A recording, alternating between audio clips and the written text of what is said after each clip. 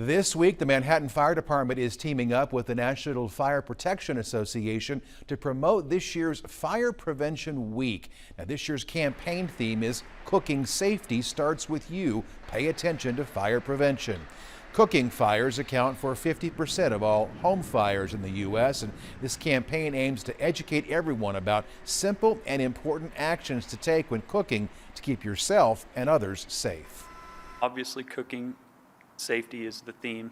We want people to be aware when they're cooking. It's such a commonplace activity that everyone does. It's easy to forget how often fires start as a result of cooking. Approximately half of all home fires start in the kitchen as a result of cooking, and the majority of those cooking fires start because people forget that they've got something on the stove or something in the oven. By the way, the Manhattan Fire Department will host its annual open house this coming Sunday from 11 to 3 at its headquarters.